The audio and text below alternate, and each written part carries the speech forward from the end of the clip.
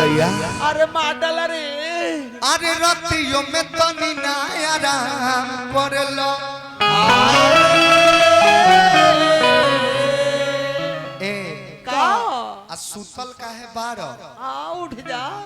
उठ के बैठब कि ना इहे होई काम करब फिर सुत जइबो अतना कमा के बोला कवना बैंक में धरब ए राजा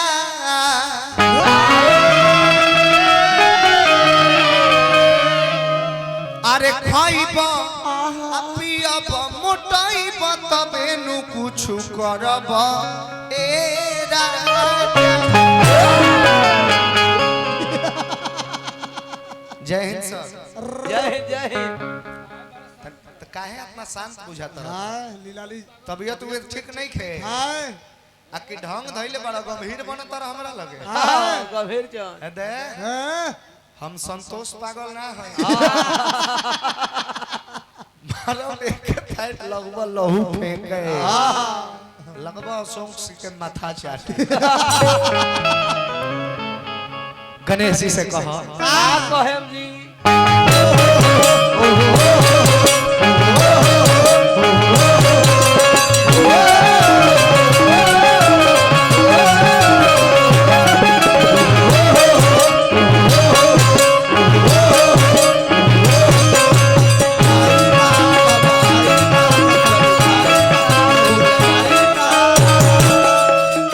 असर में दास आज खार बाटे हो पहिला ने मतबा तोहार बाटे हो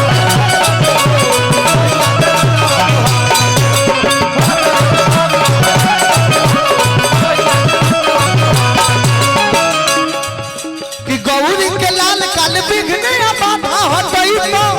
ए बाबा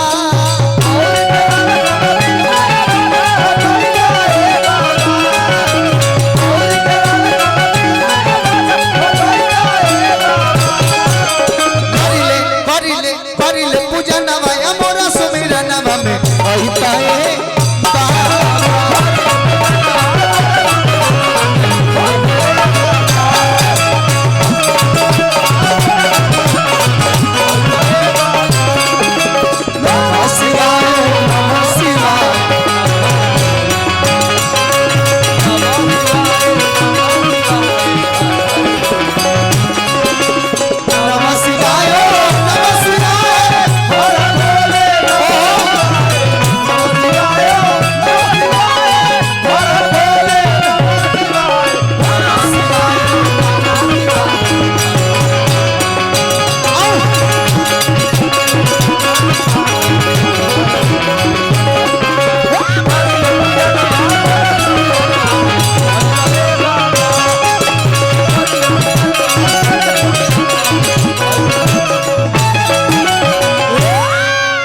लास्ट में कह दे हनुमान जी के